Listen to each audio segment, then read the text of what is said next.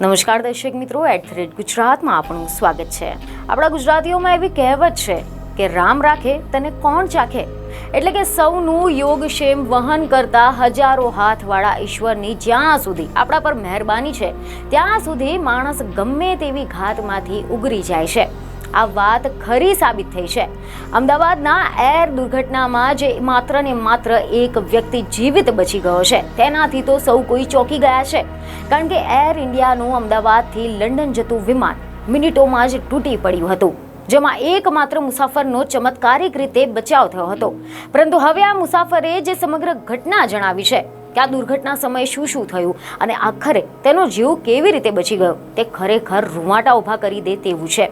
Media report અનુસાર એવી માહિતી આવી રહી છે કે અમદાવાદ પોલીસ કમિશનર GS મલિકે આ વિશે એવી જાણકારી આપી હતી કે પોલીસને સીટ 11A પર એક જીવિત વ્યક્તિ મળી આવ્યો છે।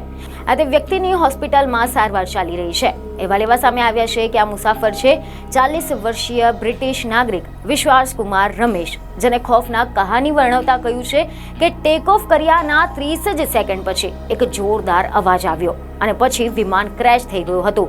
આ બધું ખૂબ જ ઝડપથી થયું હતું। જ્યારે હું જાગી ગયો ત્યારે મેં આસપાસ શબ વિખરાયેલા જોયા। હું ડરી ગયો અને ત્યાંથી ભાગી ગયો હતો। મારી આસપાસ વિમાનના ટુકડાઓ પણ વિખરાયેલા હતા। કોઈએ મને પકડી લીધો અને એમ્બ્યુલન્સમાં બેસાડીને હોસ્પિટલ લઈ ગયા।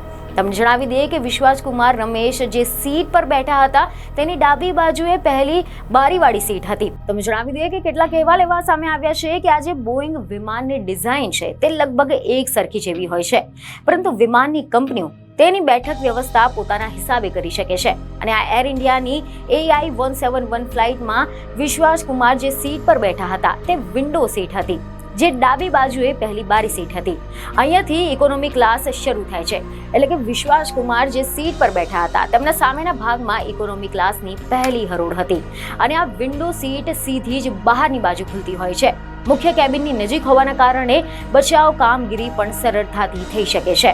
અમે જણાવી દઈએ કે રિપોર્ટ એવા મળ્યા છે કે વિશ્વાસકુમાર રમેશ એ છેલ્લા 20 વર્ષથી લંડનમાં રહે છે। તેમના પરિવારમાં પત્ની અને એક બાળક છે, તેઓ પણ લંડનમાં જ રહે છે। તે લંડનમાં કન્સ્ટ્રક્શનનું કામકાજ કરે છે। 6 મહિના પહેલા તે પોતાના ભાઈ અજય ભાલિયા સાથે વતન આવ્યા હતા અને ફરી એકવાર લંડન જવા રવાના થયા હતા અને એ જ દરમિયાન આ ફ્લાઇટ દુર્ઘટનાગ્રસ્ત થઈ હતી। બીજને ખબર સાથે ફરી મળીશું। ધન્યવાદ।